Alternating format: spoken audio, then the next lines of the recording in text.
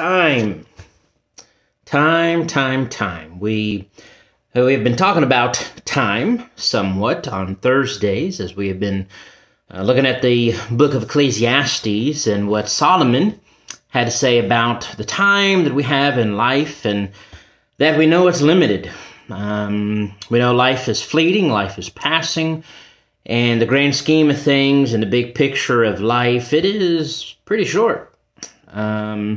So Solomon, contemplating those things and realizing and really contemplating, what that means for us, that we're here, we live, we do things, we accomplish things, we're busy, we're go for years, and then one day we're not here anymore.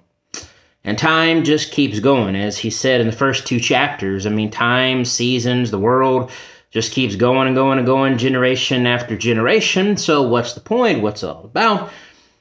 And we have been seeing, as Solomon is pointing out, that, of course, the only thing that makes any of this time worthwhile or meaningful, the only thing that gives us purpose is God.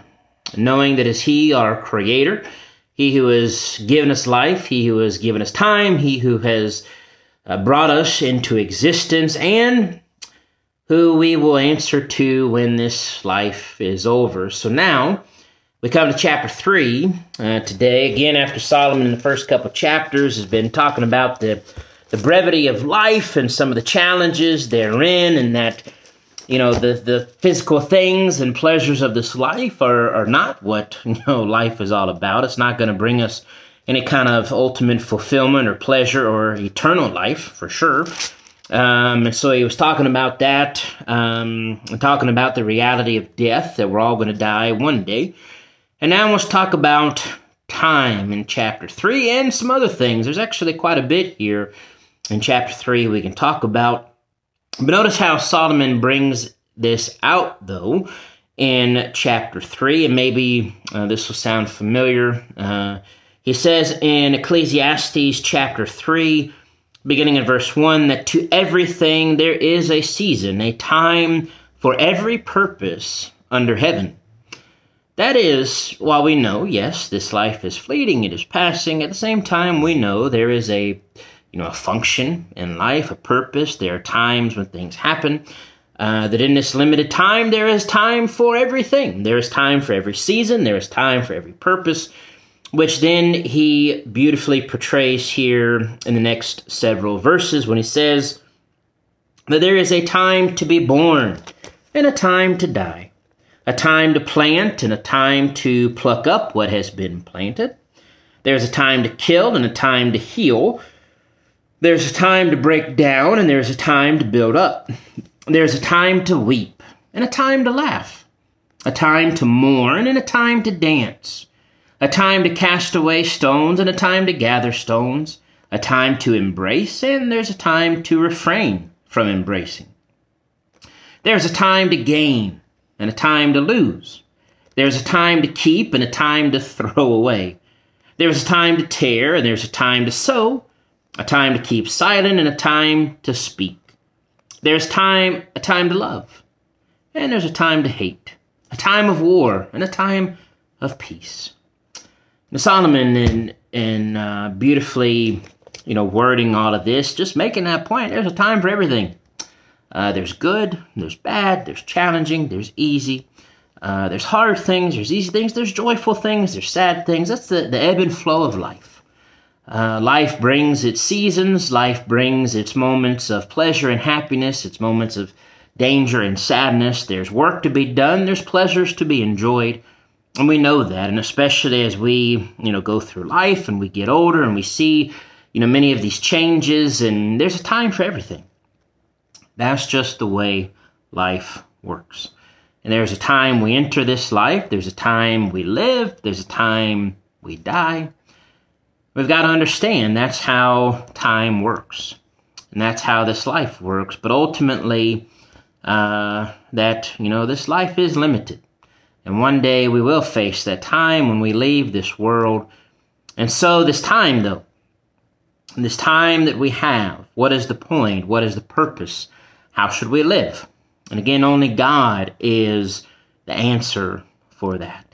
God is our purpose. God is our creator. And that's why then Solomon moves on and says, beginning of verse 9, and asks the question, what profit has the worker from that in which he labors? And so Solomon then says, I have seen the God-given task with which the sons of men are to be occupied. He has made everything beautiful in its time. God has made everything beautiful in its time. I love that observation and truth that Solomon gives. That in this life, in a time for everything, a season for everything, ups and downs and all of that, truly everything God has made in its time is beautiful. And the blessings God gives, the things, the time he gives us on this earth, the life he has given us. Also, God has put eternity into our hearts, except that no one can find out the work that God does from beginning to end. You know, the power, the wisdom, the work of God is truly awesome and amazing. And unless God reveals things to us, there's no way for us to truly know the powerful work that God does in its entirety. And even then, God hasn't revealed everything to us. He says, I know that nothing is better for them than to rejoice and to do good in their lives. I love that too. You know, kind of a conclusion, if you will, an answer that Solomon comes to about this life and his time. He says, I know that nothing is better for them to rejoice and to do good in their lives. That's what we should be doing. Also, that every man should eat and drink and enjoy the good of his labor. It is the gift of God. It is a gift of God. Enjoy what God has given us. Count your many blessings. Enjoy the life, the existence, the blessings, the love. Rejoice in the Lord. Work. Enjoy the life that you have. Enjoy what God has given. I know that whatever God does, it will be forever. Nothing can be added to it, nothing taken away from it. God does it, that men should fear before him. You know, the doing of God, the will of God, the plan of God, the work of God, whatever God does, it will be. Nothing can change. Man cannot change anything that God does. God does it, Solomon says, that we should fear him. That which is has already been, and what is to be has already been. But here's the deal. God requires an account of what is past. God will require an account. We will answer to God. All that has been will be. All that will be has already been. As Solomon said earlier, there's nothing new under the sun. There's time for everything. And God knows all. God sees all. We will answer to God for all, he says. Speaking of which, then, here's one of the challenges of this life that Solomon deals with, and this is not the only time he'll deal with this, I believe, in the book of Ecclesiastes. But he says here in verse 16, Moreover, I saw under the sun, in the place of judgment, wickedness was there. In a place of justice, in a place of judgment, where there should be justice, instead, wickedness was there. And in the place of righteousness, iniquity was there.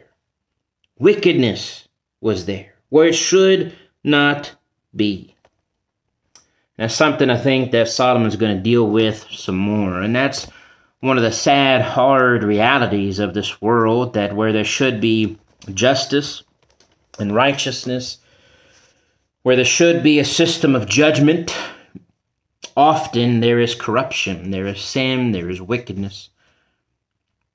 And so Solomon said, I said in my heart, God will judge the righteous and the wicked, for there is a time there for every purpose and for every work. There is a time for every purpose, for every work.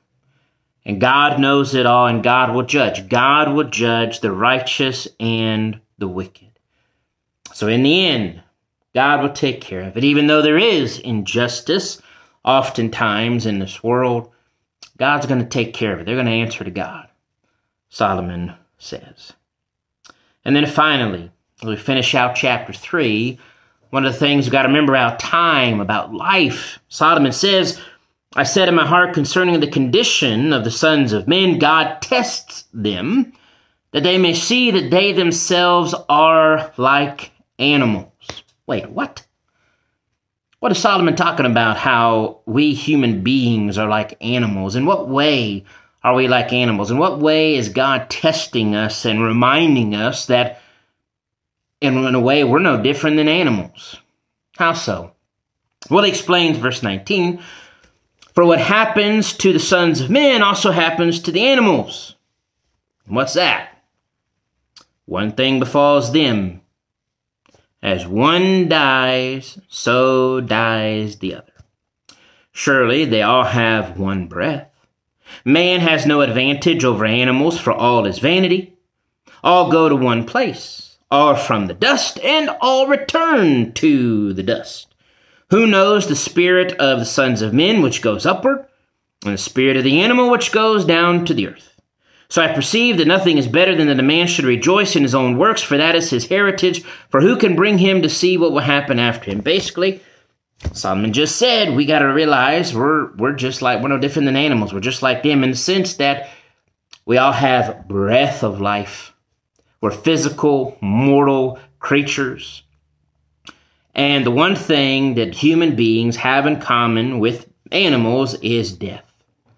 Animals live for a while. They breathe, they live, they move, they do the thing, and then animals die.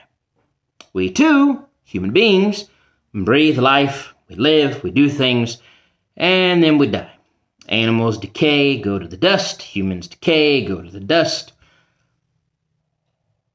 Now, obviously, we know, even as Solomon mentions, there's a difference in our spirits. Human beings have what animals do not. That consciousness, that soul, that the eternal soul. But we got to remember, when it comes to time, when it comes to mortal life, that's what we have in common with animals is we're going to die. It's going to end. And so Solomon says that what we got to do is to rejoice in our own work, for that is our heritage, our portion, or lot. For who can bring us to see what will happen after him? Once we die, and we're not coming back to see how things go later. So we need to, Solomon's point is, while we live, while we breathe, while we are on this earth, while we have time to enjoy the life God has given us, to be thankful, to rejoice, and above all, in all of this, and what he's getting at, and we'll get at even later, is to live our life for God, but to enjoy this life, because we're only here for so long. So I think this is a reminder, especially to all of us, that, as he says here, time is fleeting. There's a time for everything, and we need to enjoy and be thankful for the time we have and make the most of it, make the best of it, because one day we're not going to be here anymore. And let's live for God. Let's give our life to the Lord while we're here. Let's do good. Let's work hard. Let's do good. Let's give thanks to God until finally one day we can go be with God in eternity in heaven. Time is short. Don't take it for granted. We all need to remember that. Sometimes this life ends a lot sooner than we planned for it to. Make the best use of the time. Don't take it for granted. Enjoy the life God has given us. Live it for Him. Give thanks to Him. Live for God. That's how we truly enjoy life. It's by living for God and giving thanks to Him.